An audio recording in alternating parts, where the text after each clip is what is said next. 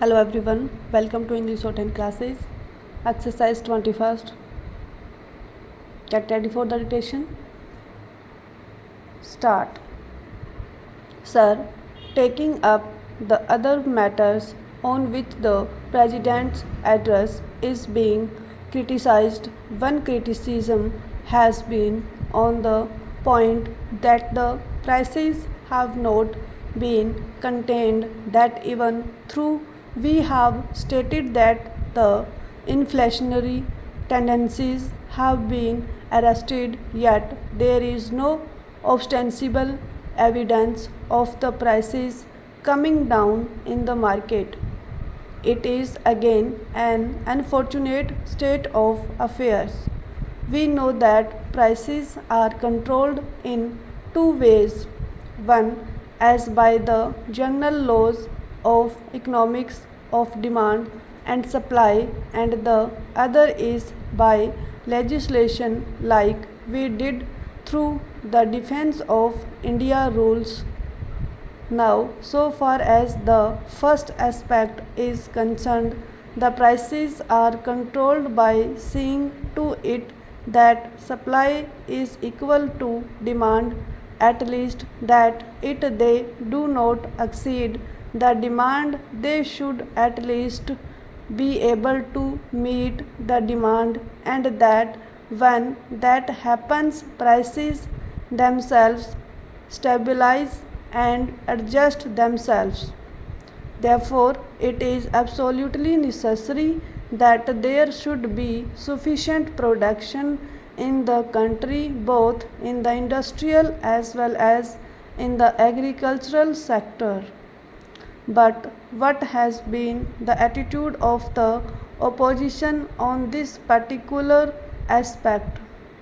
Whereas it is absolutely necessary that there should be 100% man days working in industry and agriculture right through the year, we have seen that the total strategy of the opposition has been to promote Bharat Bandh, to promote strikes, to raise all kinds of industrial disputes, to cause unrest among the agricultural labor, and thus by all means to ensure that the production is crippled.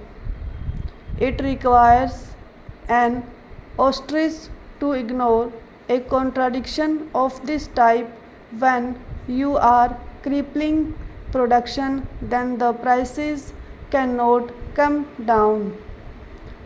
The other method of controlling prices is by the various legislation. It is a method still open to the government, and maybe if otherwise the prices cannot be contained, the other method may be used on some unforeseeable occasion.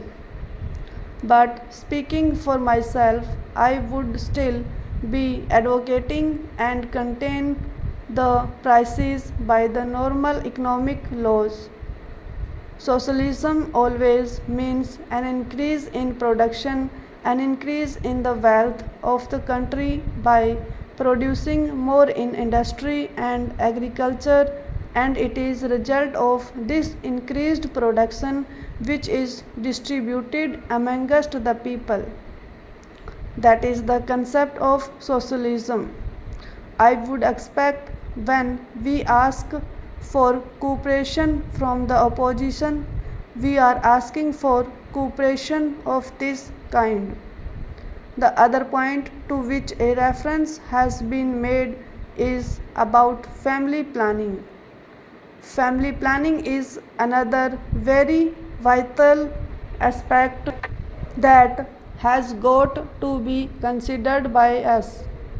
In the course of the last 50 years or so, our population has doubled.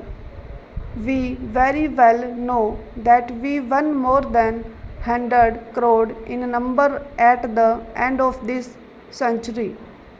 Unless we can control population, it is not possible to raise the living standards or the per capita income of the country. We have made phenomenal gains in the course of these years, but unfortunately, all those gains have been eaten away by the growing population.